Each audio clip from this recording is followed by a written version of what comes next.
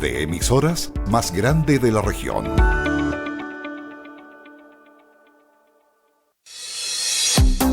Hablemos de historia, hablemos de crecimiento, hablemos de nuestra región de Coquimbo.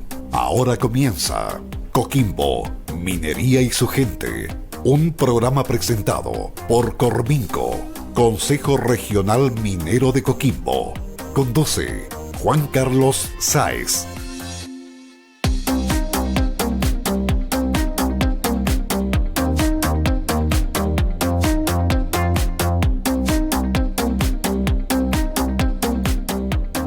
Muy buenas tardes, mi querido Claudio, mis queridos amigos oyentes. Hola, buenas tardes. Estás en conexión. Estamos en conexión, estamos trabajando hoy día desde la quinta región. Ah, ya, bastante lejos, haciendo minería por esos lados. Perfecto, Sí. ¿Qué novedades tiene? Hay una minería grande que se hace desde Santiago, pues Claudio, usted sabe. La minería de los negocios se hace acá y después tenemos que ir al cerro a sacar los minerales.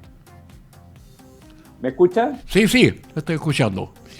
Que está el volumen un poco alto. Ya, ahora lo ¿Ahí veo. estamos mejor? Ya. Y Bueno, partamos entonces la semanita. Estos últimos 10 o 15 días han estado bastante complejos. La situación internacional es crítica. tremendo. La guerra entre Rusia y Ucrania por un lado, y la guerra entre Israel y los terroristas de Hamas por el otro lado, y con posibilidades de escalar, ¿no es cierto?, en ambos frentes, que es algo que no podemos evitar en pensar. Antiguamente, Claudio, usted me encontrará la razón, las guerras provocaban ciclos de alza en el precio de los metales, porque todo el mundo necesitaba más fierro para hacer balas, tanques, más cobre, se necesitaba más salitre, ¿no es cierto?, de nuestras costas. En fin, ¿no es cierto?, las guerras eran provocadoras de crecimiento, por lo menos en el lado de los minerales, de la extracción de metales. Pero hoy día es bastante diferente, pues desgraciadamente hoy día las guerras lo único que provocan es un retraso lamentable en el ciclo de crecimiento de los pueblos, y en la medida que estas guerras son importantes, como la que tenemos hoy día entre Israel y el grupo terrorista de Hamas, lo que tenemos entonces son repercusiones internacionales, y en un mundo, ¿no es cierto?, que viene recién saliendo de esta epidemia del COVID, no nos sienta pero absolutamente nada bien. Se retrasan más todavía los problemas de crecimiento en China, que están hoy día, ¿no es cierto?, con un problemote grande en cuanto a la forma como llevan adelante su sistema de industrialización, que ha hecho que el gran mercado y el gran impulsor, ¿no es cierto?, de la economía, que es la industria de la construcción, esté de capa caída, con inmobiliarias gigantescas, con préstamos que son incapaces de devolver. Y eso ha generado una situación de bajo despegue de China después del COVID, y impactando entonces fuertemente su habilidad para consumir metales, especialmente nuestro cobre. De ahí entonces que ustedes verán que en el último mes los precios del cobre han caído sustancialmente. Ya de los $4 que teníamos el año pasado, hoy día estamos por ahí por los $3.60. Y aún hay posibilidades de que ese precio toque más abajo todavía. Cualquier cosa debajo de los $8.000, hoy día ya hay que empezar a tener $8.000 la tonelada, ¿no? Hoy día hay que empezar a tener a fijarse mucho en qué va a pasar con los proyectos mineros, y ya debajo de los 7.500, que son más o menos, déjame ver acá, claro, estamos en $3.58. $3.58 por una libra de cobre. Así estaba. Eso es hoy día. Claro. Es muy re malo. Todavía es un precio que permite a la industria sostenerse, pero la capacidad de invertir, ¿no es cierto?, se ve dañada cuando estábamos justamente en un tiempo donde veníamos principalmente en nuestro país con un rezago importante producto de la falta de decisiones, la falta de caminos claros que nos dimos el lujo de gastarnos durante unos años, ¿no es cierto?, con respecto a la tributación minera y después, por supuesto, mucho más importante con respecto a la Constitución que rige los destinos de la República. Entonces, esas cosas que aparecen como tremendamente políticas, al final efectivamente impactan, ¿no es cierto?, las decisiones de inversión de la gente que quiere hacer minería en Chile. Y ahora le sumamos, ¿no es cierto?, esta baja de los metales, del precio de los metales, que todo el mundo dice que es transitoria. Bueno, ciertamente es transitoria y lo más seguro, ¿no es cierto?, que en algún momento volvamos a ver precios como los que vimos el año pasado y quizás mayores, pero de aquí hasta allá hay un trecho muy largo, ¿ya? Entonces, las compañías mineras tienen que subsistir con menos plata en su bolsillo y mucha presión de elevación de gastos, ¿no es cierto?, por todas partes. Hoy día estamos viendo las grandes negociaciones colectivas de las grandes mineras, ¿no es cierto?, donde nuestros queridos colegas mineros están acostumbrados a llevarse sendos bonos por su tremendo y esforzado trabajo, pero con las lucas que andan dando vuelta, digamos, esto va a ser muy complejo y yo me temo que el escenario de los siguientes, probablemente siguiente año al menos, ¿no es cierto?, va a seguir siendo bastante complejo en términos de ser muy cuidadosos en qué gastamos, cómo aumentamos la eficiencia, que es un gran problema que tiene la industria chilena, ¿no es cierto?, la competitividad, somos poco competitivos con respecto a la industria, a otras industrias evolucionadas en la minería. Claro, nos podemos comparar con África, pero deberíamos compararnos con Canadá o con Australia, con la misma minería de Estados Unidos, ¿no es cierto? Y ahí nos está faltando, estamos al debe. Entonces, eso significa que nos cuesta mucho. ¿Se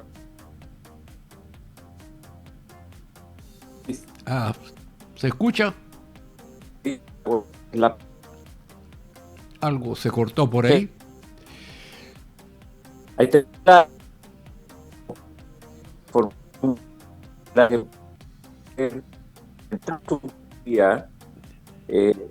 Yo estoy escuchando bien. ¿Me escucha usted? ¿Me escuchan? Ahora sí. La productividad entonces... Ahora se escucha bien. La productividad entonces es un camino importante para nosotros, así como lo fue la seguridad en un tiempo, ¿no es cierto? Y hoy día estamos bastante bien en materia de seguridad. Tocamos madera, ¿no es cierto?, por aquí abajito para que esto se mantenga. Pero la productividad en sí es algo que necesita de una transformación grande en nuestra industria. Cada vez es más difícil tener gente preparada, cuesta más atraerlos también, porque los cabros prefieren irse a trabajar a la banca o a negocios más claros, ¿no es cierto?, que la minería, y eso es un problema. Entonces, una de las grandes formas de combatir esto es la inclusión. Hay compañías que son señeras, han marcado un camino muy bonito en esto, como nuestra CMP, la Compañía Minera del Pacífico, ¿no es cierto?, nuestra gran productora de hierro, bajo la conducción ahí de don Pancho Carvajal, ha tenido políticas tremendamente agresivas en cuanto a cómo manejar el tema de la inclusión, de hacer que más mujeres en forma efectiva, ¿no es cierto?, tomen puestos de trabajo. Hoy día, si mal no recuerdo, Claudio, me parece que es 50% de todo su directorio, ¿no es cierto?, de todo tu plan ejecutiva, que son mujeres. Y esto no es porque sea un botón para mostrar así. Esto ya no es ya como para mostrar en una conferencia y decir, mira, tengo este porcentaje de mujeres en mi organización. No. Hoy día la inclusión del género femenino, ¿no es cierto?, significa quizás la única posibilidad que tiene la minería de aumentar su productividad, haciendo una transformación cultural en sus organizaciones. Las mujeres aportan en eso y provocan el cambio. Eso estamos absolutamente seguros por la experiencia que hemos visto en compañías mineras en otros países. Entonces, hay temas de qué preocuparse. Y después en la parte chica, ¿no es cierto? Entonces, tenemos el precio por un lado que nos está revolcando. Tenemos después las condiciones del país que hacen muy difícil que las inversiones sean posibles. Por lo tanto, esto hace, ¿no es cierto?, que vayamos a pasar un periodo quizás de 1 o 2 años, ojalá sea menos, pero bastante constreñido, y vamos a tener, ¿no es cierto?, que ir adaptando a gastar menos plata, pues si no hay otra. Y para gastar menos plata y mantener la producción tenemos que ser más productivos. Esa productividad, una de las formas se puede lograr, ¿no es cierto?, transformando nuestras organizaciones, incluyendo mujeres. Un día vamos a invitar a conversar con nosotros a CMP, ¿no es cierto?, para que nos cuente cuál ha sido su experiencia, cómo ha ido caminando esto de la inclusión de género en su faena de forma efectiva. Y es un camino tremendamente interesante, Claudio. Yo creo que tarde o temprano, ¿no es cierto?, la minería va a estar totalmente abierta en esto, y una de las formas de poder salvar va por ahí. Sí. Junto con la automatización, el ingreso a la inteligencia artificial, qué sé yo, que es un camino largo por recorrer. Sí. Entonces, entre aquí que se mejoren los precios, bueno, vamos a jugar con problemas, ¿no es cierto? Y todos vamos a tener que agacharnos un poco, meternos debajo de la mesa, sacar la cabeza cuando corresponda nomás y producir lo más posible. ¿Ah? Sería interesante, ¿cómo se llama?, conocer la opinión también tanto de producción como de política minera de empresas como la CMP, que aquí en la zona tiene presencia ya con una minería bastante sustentable, bien hecha, bien mecanizada, cerca de la ciudad, que nos permite también demostrar que la minería es bastante compatible con la cercanía de una ciudad si se sabe hacer sin contaminación. Eso sería bastante interesante. A mí me... Fíjate, Claudio, que, perdona que te interrumpa, pero hay hitos que son tremendamente importantes y que uno aprende a valorar solo en el tiempo. Pero ponte tú CMP, por ejemplo, con su sistema de boyas náuticas que tienen hoy día, ¿no es cierto?, que son capaces de controlar por sonar qué es lo que está pasando con los grandes cetáceos en nuestras costas. Es un vuelco en relación a cómo la minería observa, ¿no es cierto?, y protege la fauna, en este caso la fauna marina y la de mayor tamaño, que son las ballenas, los delfines, qué sé yo. Y eso es poco apreciado, no importa. Los diarios informan muchas veces una noticia en un rincón aislado que pasa desapercibida, y casi siempre son, digamos, diarios de circulación nacional que vienen de la capital y que no todo el mundo los lee intensamente y completamente y todos los días. Sí. Y por lo tanto, una información como la que tiene en este momento en experimentación, una boya en medio frente al puerto proyectado de la CMP, producto de la investigación de personas jóvenes y sobre todo mujeres. La empresa que construyó eso en forma experimental, apoyado por la Armada de Chile, y se instala aquí en la zona un hecho así y pasa semi desapercibido, porque podrán decir digamos lo informativo local, nosotros informamos y colocamos la noticia, pero no hay un seguimiento de la noticia, quién lo está operando, cómo está funcionando, qué novedades han encontrado, y también como una manera de afirmar mucho más rápidamente esa nueva arista, como le dicen ahora, de la minería y el medio ambiente. Oiga, si las empresas ya aprendieron, y lo hemos repetido muchísimo, a respetar y a cuidar, a conservar y a multiplicar el medio ambiente, destinan su propio dinero para criaderos, para conservar todas esas zonas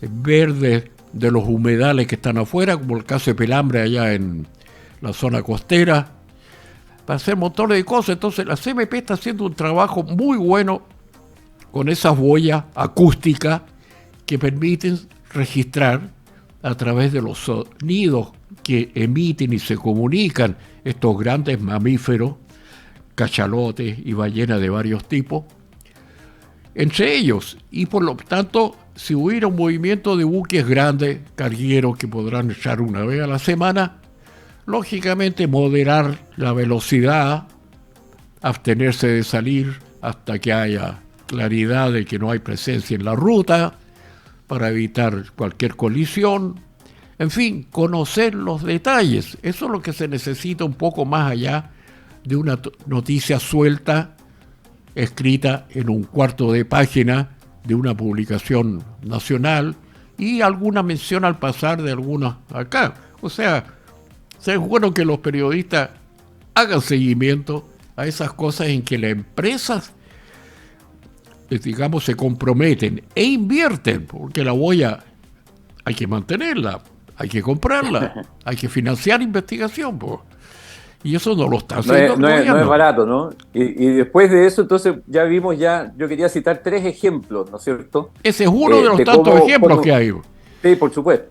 Yo quería citar 3. Uno es la inclusión, ¿no es cierto?, de mujeres para ir provocando el cambio cultural en nuestras organizaciones para ser más productivos. El segundo, ¿no es cierto?, por ejemplo, en el caso CMP, la colocación de boyas acústicas que permiten monitorear el frente oceánico. Y tercero, ponte tú, que una noticia que también pasó bien desapercibida fue que CMP, junto con ¿cómo se llama nuestro amigo Lucho Carmona? Con West Rentacar, hicieron una inversión muy importante y compraron buses eléctricos para poder transportar todo su personal. Esa cuestión es un hito enorme, o sea, imagínate tú toda una flota de buses eléctricos. Yo lo miraba desde el punto de vista económico, porque decía, ok, hay una inversión importante, pero también hay menos costos de mantención, menos emisiones de ruido, no hay emisiones de gases, qué sé yo. Vamos en el tiempo, en corto tiempo, el resto de nosotros que estamos en la industria vamos a poder aprender, ¿no es cierto?, de la experiencia de CMP, cuánto vale este negocio de la electromovilidad, ¿no es cierto?, con equipos importantes como son estos buses que transportan al personal. Entonces, estos son hitos, son clavos importantes que van marcando, ¿no es cierto?, el camino para ir adelante. Claro. Es como Pelambres, por ejemplo, cuando instala la desaladora. Si eso no lo ha hecho ningún agricultor, no lo ha hecho ninguna constructora, no lo ha hecho ningún industrial del pescado, no, lo hace una minera. Y lo hace, ¿no es cierto?, porque igual que CMP se proyecta futuro y ve la importancia que tiene, ¿no es cierto?, de empezar de una vez las cosas, ¿ya? Ahora, esas lucas no son gratis, esas son lucas, ¿no es cierto?, en las boyas, en el cambio en las políticas de inclusión, en esto que estábamos hablando de la electromovilidad, en instalar la desaladora. Esto no son cosas gratis, esto hay que financiarlo, esto hay que encontrar los dineros, ¿no es cierto? Esto hay que tener los apoyos de todo el mundo. Y cuesta mucho. Y tienen riesgos también. Además tiene riesgo porque la empresa que estaba haciendo experimentación, y como dije, son investigadoras, mujeres, profesionales, la que crearon eso, allá apoyados por la Armada, repito, nuestros marinos. Eran 2 boyas. Una la instalaron experimentalmente inmediatamente. Sería interesante saber de quién fue la iniciativa de traerla y cómo lo hicieron. Y la otra la instalaron allá en la zona sur donde están trabajando. No me recuerdo el lugar exactamente. Pero al cabo de una semana desapareció la boya y terminó por ahí varada en la costa. Uno siempre piensa sabotaje, el mar cortó el anclaje de la boya, no se pudo aclarar. Y uno siempre está pendiente de estas cosas que tratan de justamente de hacerle sombra, de oscurecer todas las iniciativas que van en adelanto que están haciendo algunas compañías. Es como a propósito del mar, y ya que tocamos el tema, aquí en la zona de Guayacán, la CMP ha implementado un montón de cosas para evitar la emisión de polvo. Todas sus pilas de mineral están tapadas, el carguío no tiene problema. Pero por ahí salió una comunicación un tiempo atrás que decían, sí, pero han contaminado toda la bahía de Guayacán. Eso es absolutamente faltar a la verdad. Y en palabras más crudas, es mentir descaradamente, con mala intención. Aquí en esta guerra no hay buenas intenciones. En la guerra contra la minería hay de las dos. Y la bahía Guayacán es limpia. A mí me cuenta porque practico el deporte de navegación.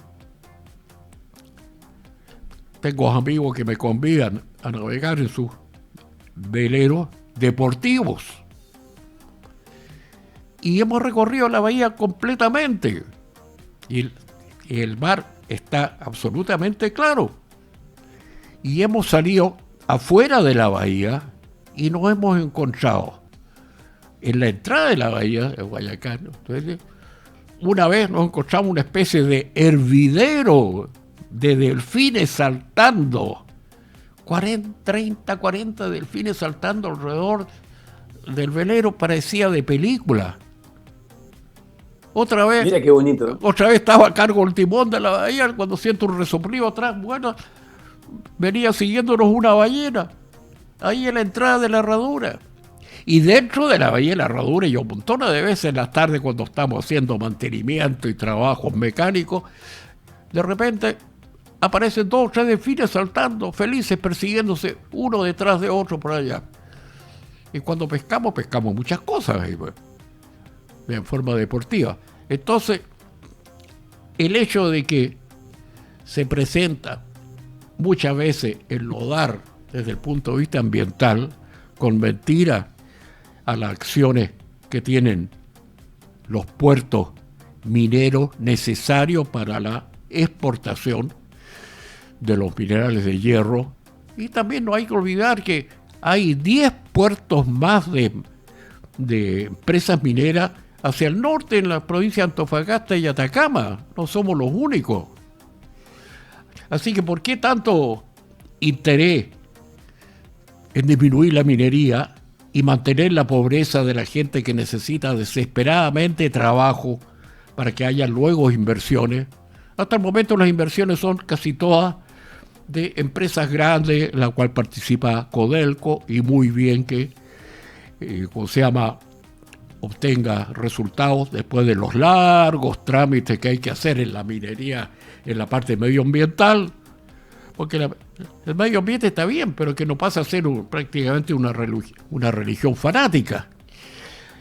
Y informarse de una vez que la minería aprendió a ser conservacionista del medio ambiente con proyectos que van mucho más allá de las declaraciones de buenas intenciones de muchos medios ambientalistas que andan tecleando a través de... he visto montones de correos y los ataques son permanentes sin ninguna base fundamental o sin ningún conocimiento. Entonces, estimado colega, yo creo que realmente una de las principales cosas que nosotros tenemos que estar luchando es esa especie de prejuicio, y los prejuicios se basan en ignorancia, en desconocimiento, en que a la gente no le importa decir no queremos minería, no queremos extractivismo, como le he escuchado a autoridades locales. ¿Cómo es posible que estén calificando de esa manera un trabajo honrado, legítimo, que está regulado por leyes y por organismos estatales, tratándolo de esa manera mal y poniéndole todos los problemas posibles para avanzar? Si todavía reclaman del tren que corre desde la mina Romeral hasta Guayacán, ese trencito que molesta con su pasada, ya llega a ser risible la mala intención de muchas personas. Que los trenaduras que escuchábamos años atrás desde la mina Romeral a 25 kilómetros de La Serena tienen buenos oídos, se escuchan claro, pero eso indica que hay una empresa que da trabajo, que está produciendo riqueza para empresas, que está invirtiendo en otras minas de reposición, porque así como el TOFO se acabó el año 1956 después de 40 años de trabajo en la zona, la mina de reposición fue inmediatamente el Romeral, que la prepararon con tiempo. Y Romeral en algún momento dado, en los próximos años, 10 o 20 años, va a tener que ya está pensando en algún proyecto, en alguna zona, como por ejemplo lo que fue la cercanía del antiguo TOFO, donde hay un yacimiento mucho más grande y que cuando empiezan a decir si las minas se acaban por agotamiento, no se acaban por agotamiento, se acaban porque muchas veces la explotación puede no ser económica y no pague los gastos. Nadie es absolutamente eso, pues, colega. Eso de que las leyes envejecieron, esa es la tontera más ridícula que he escuchado para explicar malamente, ¿no es cierto?, un fenómeno que es mucho más lógico, y es que lo que queda por explotar no es rentable nomás. Pues claro, yo voy a propósito. Si voy a sacar una tonelada de mineral por $3 y la voy a vender por $2.50, entonces obviamente que no me conviene, dejo lo que queda. Me acaba de recordar algo. Eso es lo que pasa con las minas, ¿no? No es que se ponga la antigua. Es que me recordó algo. Ni la señora de uno se pone antigua. Exactamente. Como la señora, oiga, claro. Usted se me puso antigua. No, pues, ¿cómo le va a decir eso? Es que también político y periodista, cuando hablan de minería, dicen, es que las minas con el tiempo envejecen. Y por lo tanto les baja el contenido, lo que nosotros llamamos la ley del mineral, la cantidad de metal que se le saca a una tonelada de roca. Un mineral de 1% significa son 10 kilos de cobre y quedan 990 kilos de otros materiales, que es roca molida, no es tampoco veneno, ni contaminante, ni cosa por el estilo. Entonces, esa suma de que la mina envejece con el tiempo. No, si está calculado, se sabe, está sondeado, que la mina en profundidad, los modelos geológicos de yacimientos como tiene, por ejemplo, el Teniente, que ya tiene casi 2 kilómetros desde la punta del cerro hasta abajo, 2.000 metros, usted lo sabe bien, colega, que trabajó ahí, en esa zona. Aquí en la zona tenemos la mina Brillador, la de Carlos Lambert, la más honda de todas, 500 metros de profundidad la veta. Pero llega un momento en que las condiciones de trabajo son mucho más caras, y aunque miremos con ganas el mineral que está quedando, estamos frente a inundaciones con filtraciones de agua, a baja del precio del cobre, a agostamiento de la veta y todas esas cosas que las corre por su cuenta el empresario. Y también la está corriendo en este momento Codelco. En este momento se dieron cuenta que es muy bonito tener minas propias, nacionalizadas, el cobre chileno y todas esas cosas. Muy lindo. Precioso Chuquicamata, todos los conocemos. La mina más grande del mundo en su época y la más profunda también, por 1.000 metros. Bueno, bajo los 1.000 metros tenía otros 500 metros y quizás 1.000 metros más de minerales. Hubo que hacer un proyecto del túnel de 8 kilómetros, tirarse abajo, cruzar por debajo de Chuquicamata, el fondo del Rajo, llegar hasta el otro lado de Chuquicamata, donde está la famosa falla oeste, ese gran tajo que divide la parte mineralizada de la roca, todo lo demás, y empezar a pensar, vamos a transformar Chuquicamata Rajo Abierto, y esa transformación cuesta dinero. Y cuesta dinero en este momento. He estado, de repente se dio cuenta de que tener yacimiento no es solamente capitalizar las utilidades en los gastos del Estado, sino que hay que dejar parte de esa capitalización, ese gasto dentro de la empresa, porque hay que reponer maquinaria y también hay que reponer el yacimiento. El yacimiento de reposición de Chuquicamata Rajo Abierto fue el Chuquicamata subterráneo. Pero esas cosas calculadas muchas veces varían los valores del dólar, la relación del dólar peso chileno, las cosas son más caras y de repente nos estamos dando cuenta de que la mina produce menos y los proyectos gastaron más. Y de repente nos vemos que Codelco, que era la vaca lechera de todos los gobiernos anteriores, en este momento tiene que dejarle paso al litio, el famoso oro blanco, como que lo bautizan los periodistas, el litio, o los políticos, para darse cuenta de que en este momento una segunda industria de un metal muy escaso, porque el litio es eso, es un metal plateado, es un metal más liviano que que el aluminio. Siempre hablan del mineral litio. Es un metal. Se presenta como mineral, absolutamente en forma de cloruro de litio disuelto en el agua de los salares del norte. Así que eso facilita mucho las extracciones. Pero no hay que olvidar que en Canadá vi, en Australia vi también que existe minería del litio en forma de roca. Y el mineral de litio ahí es una mica. El mineral se llama mica, un silicato, ¿cómo se llama? De varias cosas, y entre ellas está el litio. Silicato aluminio, potasio, todo lo demás, y el litio de pasar. Una mica de color rosada.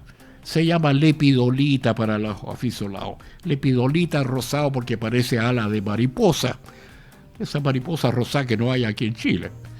Bueno, existe la minería del litio de rocas, muy buscada.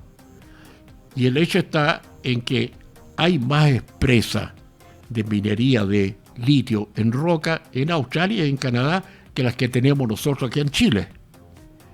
Y otra cosa que se habla tanto y se tergiversa tanto, que con el litio nos vamos a quedar, como dice la palabra antiguamente chilena, acachados. O sea, no pudimos vender como el salitre, o que se agotó como el salitre. No, el salitre no se agotó. El salitre no fue desplazado por el salitre sintético. Durante niño preguntaba y estudiante de la escuela de mina, ¿y qué cosa es el salitre sintético? Eso pues me decían, salitre. Bueno, pero el salitre es nitrato de sodio. Bueno, el otro será de alguna cosa.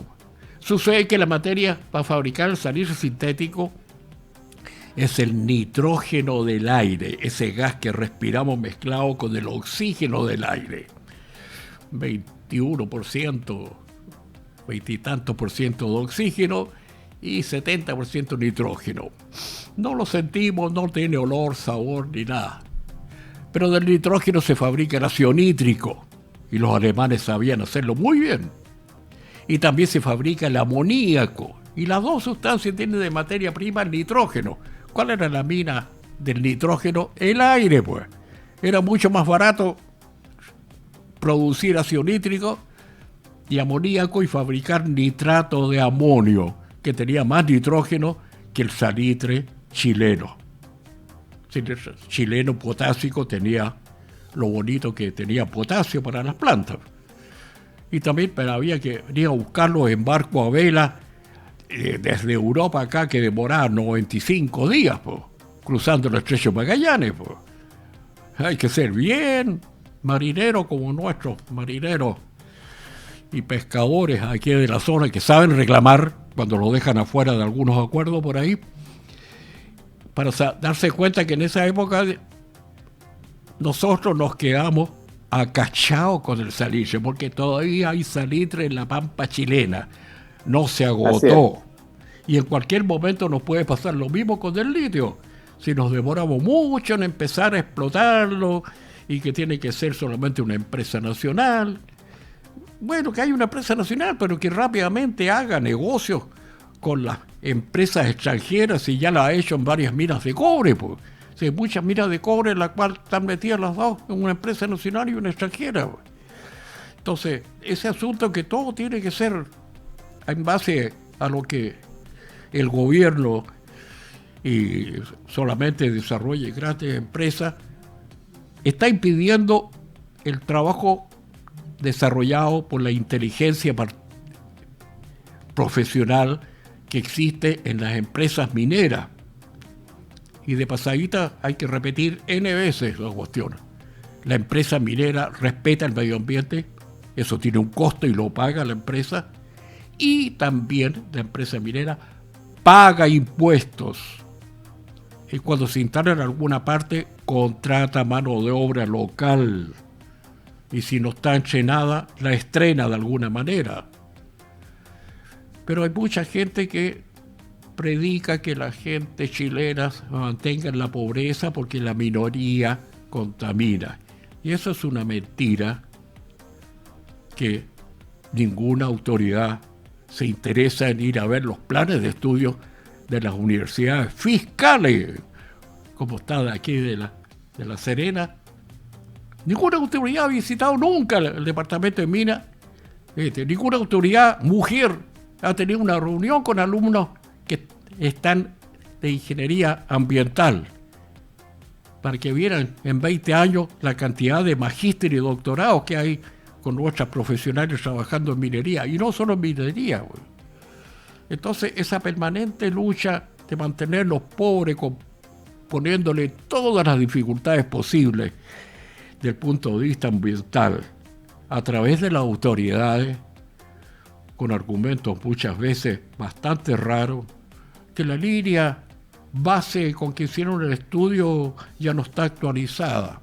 Claro que no se puede actualizar una línea base, esas condiciones han cambiado, pero lo que vale es el anterior. Si cambiaron, hay que averiguar por qué cambiaron, si fue en forma natural o hubo contaminación, y si no hay contaminación, las personas tienen que modificar su criterio de evaluación y no mantener en la pobreza años y años esperando que un proyecto minero se pueda materializar, y con plata que particular, inversionistas. Ahora, colega, tomándole el tema que usted habló recién de la guerra, sí, las cosas en estas guerras empiezan a asustar, porque el armamento desde la última Segunda Guerra Mundial ha cambiado muchísimo a maneras que ya son de ciencia ficción. Y por lo tanto, en este momento es probable que los precios de los materiales empiecen a subir o a bajar. Antes decían, con una guerra sube el precio del cobre. No es tan seguro ahora. Lo que sí puede subir son todos aquellos metales raros, las famosas tierras raras, todos esos elementos químicos que los alumnos cuando tienen clase de química sufren con ellos, que se fabrican imanes especiales o piezas muy especiales porque tienen propiedades conductoras mucho distintas al cobre y al oro. Oiga, ¿y tenemos tierras raras en la región o no? En la zona tenemos tierras raras presentes en algunos yacimientos como primeros indicios, pero no se ha manifestado todavía ningún yacimiento. Y actualmente las tierras raras están metidas, todos esos elementos, en imanes especiales y también en todos estos circuitos electrónicos que todo el mundo anda trayendo en la mano, andan asaltando a la gente, descuidarla, para robarle un teléfono celular, que tiene metales de tierras raras, porque las tierras raras no son ni tierra ni raras. Siempre existe, se analiza en alguna parte, va a encontrar cierta cantidad. El asunto es encontrar una cantidad decente que pague los gastos de extracción. Y hasta el momento el 80% de esos metales muy especiales que están en los circuitos electrónicos de cuánto computadora hay por ahí, los produce la China. Y los restos de los países los está buscando acá. En Chile también se han hecho varios intentos. Pero nosotros en este momento todavía no tenemos un yacimiento seguro. Como subproducto hay muchos estudios. Así que, digamos, guerras electrónicas como en la actualidad, cada uno de esos proyectiles que se está disparando en Israel, en otras partes, lleva un circuito electrónico, un aparato de transmisión y recepción, todo eso, bombas voladoras de 40 kilómetros de distancia, tienen circuitos que utilizan un lote de metales raros. Es muy probable que una guerra, batallas, luchas de este estilo, va a hacer subir el precio de esos metales, que son bastante raros. Antes decían, con una guerra sube el cobre. Es una lástima, es lastimoso, porque es bastante indecente del punto de vista de la naturaleza humana no resolver sus problemas políticos y dejarlo hasta que se inflen, hasta que revientan.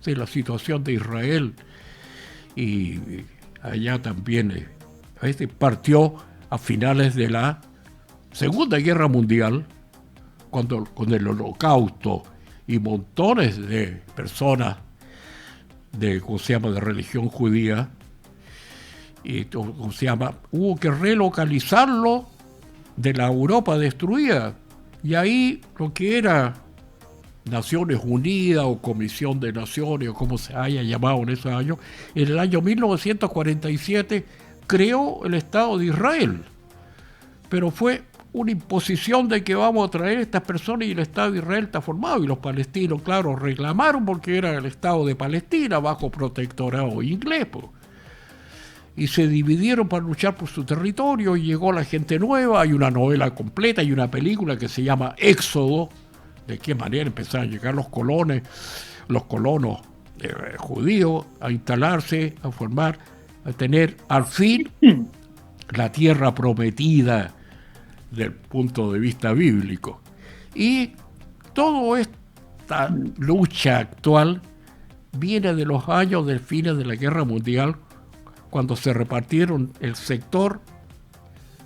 Y a mí me contó muchas cosas de esto el estimado amigo minero Faisal Harchar, que tenía aquí una zona y me dijo: mi padre es palestino, y cuando hubo la partición de Palestina después de la Segunda Guerra Mundial, tuvimos que atrincherarnos las calles defendiendo nuestra ciudad, porque la raya pasaba por arriba de la ciudad.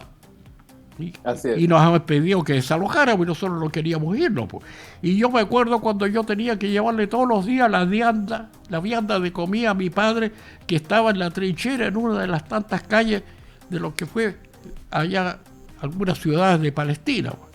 Entonces los odios, los resentimientos y todo lo demás. Hoy día escuché a una chilena por la televisión. Ella decía: nosotros convivíamos del lado judío con el lado de la Franja de Gaza. La ciudad de Gaza prácticamente está todo poblado. Pacíficamente. Yo iba a comprar a negocios que estaban al lado de Gaza, cruzábamos la frontera. Había gente del otro lado que trabajaba en otro sector y después se iban a sus casas. Lo que pasa es que aquí el extremismo sembró el odio en el corazón de los niños, diciéndole: nos robaron, nos mataron. Y eso conduce a gente que con odio va a combatir su punto de vista.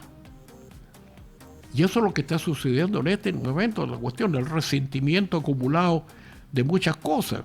Lo que podía haber sido y fue en parte convivencia, ahora con gente que, igual que en el sur de Chile, la convivencia entre araucanos y gente que vive ahí y gente chilenos que están instalados, se convivía bien, pero llegó gente afuera y empezó a sembrar el odio, y tenemos al sur una guerrilla que no se explica por qué de esa manera se mantiene tanto tiempo, porque siempre hay gente que va más allá sembrando el odio, el resentimiento y cultivando eso. Si puedo conseguir las cosas gratis echando a la gente, lo voy a hacer.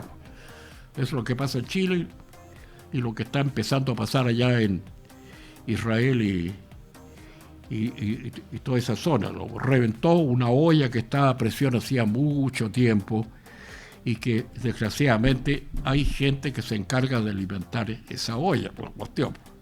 Y cuando hay una guerra como la de Ucrania, como dijo usted, colega, y hay otra que aparece, realmente es una situación preocupante. Muchas cosas históricas terribles como esta empezaron igual en el pasado. Por un problemita aquí se metió un país, se metió el otro, este apoyó al de aquí, el de allá, este envía armas y todo lo demás.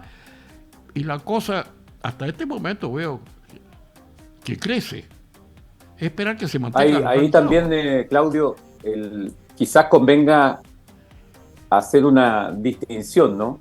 la guerra de Ucrania y Rusia es una guerra entre países.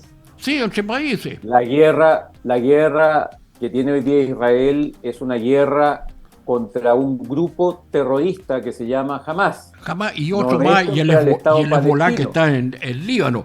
Pero de todas maneras, una guerra, las dos parecen igual. Sí, por supuesto. Los pretextos históricos son cualquiera. Los otros, Putin dijo, vamos a sacarle todos los nazis que fueron. ¿Por qué le dicen así en Ucrania? Vamos a desnazificar Ucrania. Porque cuando Rusia tuvo su revolución en el año 1917, y en esa agarraron al zar y mataron toda la familia del zar y mataron a la hija del zar en forma tan fría como ahora están matando gente civil allá, los terroristas en Jerusalén. Bueno, en esa época también impusieron la doctrina que estaba ahí, el Soviets. Todos vamos a imponer esta doctrina de todo lo demás. Y agarraron todas las provincias que están alrededor y que tenían alguna relación con Rusia, pues, y entre ellas Ucrania. Cuando vino la Segunda Guerra Mundial y las tropas alemanas, germanas del ejército de Hitler llegaron por ahí por el año 1941 e invadieron a Ucrania,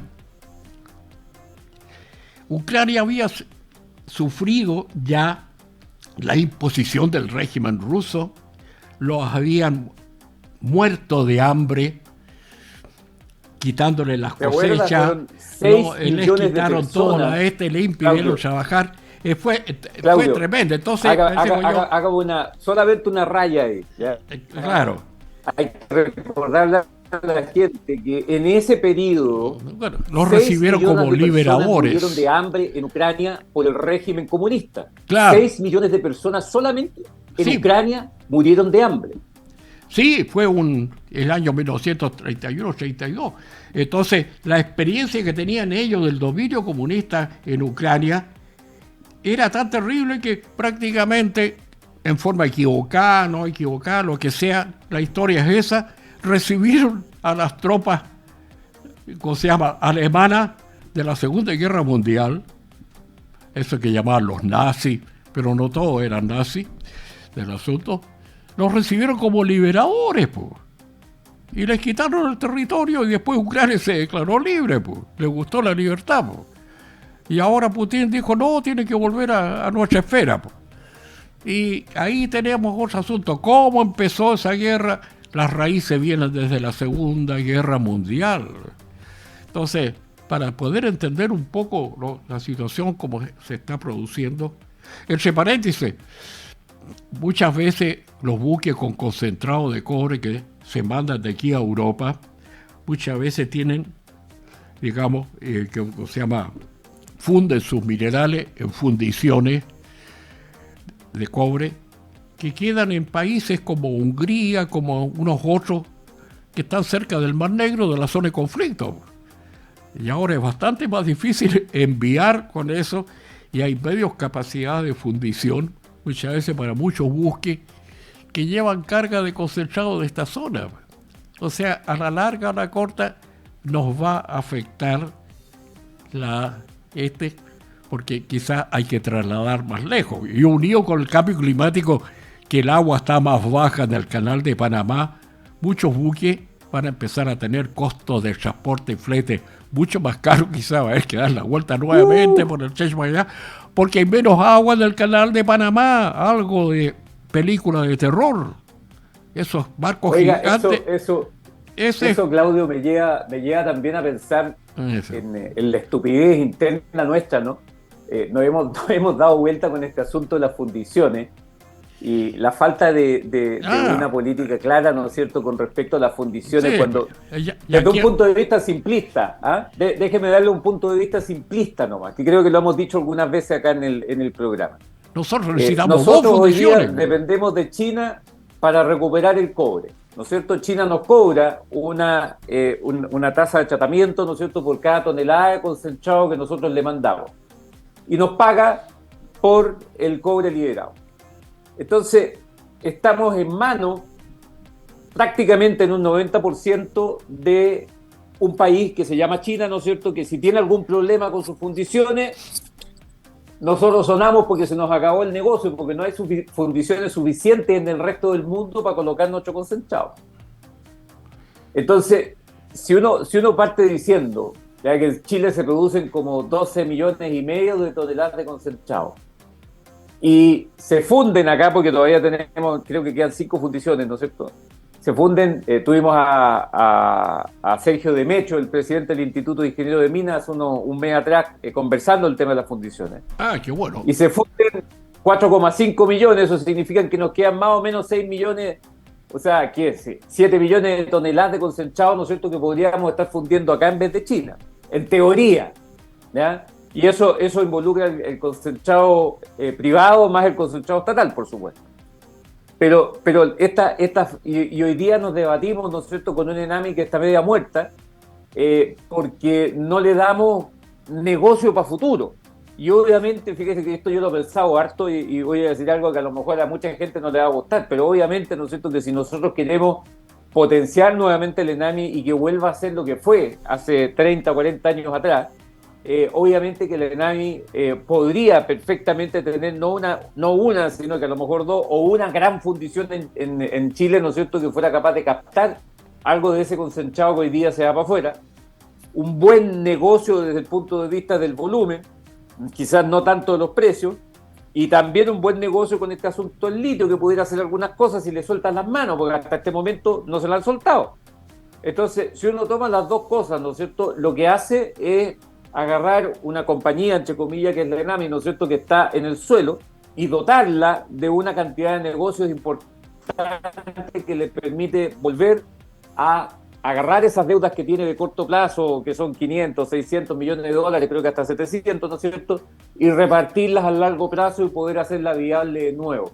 A mí me calza mucho esa idea.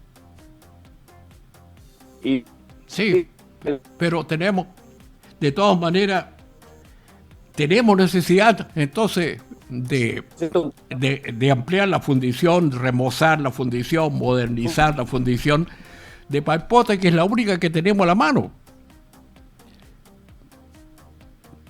Me imagino que sí, pasó algo. No se ve. La comunicación parece que sí. No, pero ahí estamos de nuevo. Ya, entonces vamos a terminar. Estamos en la hora. Ya nos comunica que estamos en la hora. En todo caso, quería hacer la última frase del asunto. Quedó gusto a poco la visita de autoridades que vienen de Santiago. No se reunieron con el mundo minero que da trabajo aquí en la zona. Necesitamos que manifiesten su interés por la minería. Oiga, es peor todavía. Muchísimas gracias por su atención. Oiga, déjeme terminar. No, espéreme. Yo tengo que decirle una cosa más, que estoy enojado. ¿Ya? Estoy enojado porque dejaron el presidente... pero déjeme terminar. El presidente no se juntó con la señora gobernadora y no le puso un palo siquiera por este asunto, ¿no es cierto?, de que el Ministerio de Minería todavía no le llegan las lucas para poder dar los programas educativos y de mantenimiento para la pequeña minería. Eso quería decir nomás. Eso, la gente con Barbará todavía está esperando su dinero hace más de 15 meses. Ahora trata de terminar. Ahora sí. Ahora sí que tenemos para terminar ahí. Pero realmente gracias, Claudio, necesitamos autoridades que se preocupen de la minería desde Santiago. Por suerte tenemos una ministra de Minería que entiende de eso. Anteriormente no pasaba nada. Listo. Ya. Gracias por su atención. Muy bien. Buenas tardes. Buenas tardes.